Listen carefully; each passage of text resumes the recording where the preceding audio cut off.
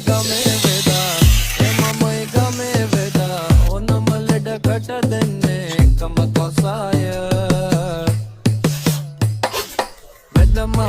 වෙද මහත්තයෝ මට හැමදාම ඉර බෑගෙන යනකොට පොඩ්ඩක් එළියට ගිහින් බුම හිතනවා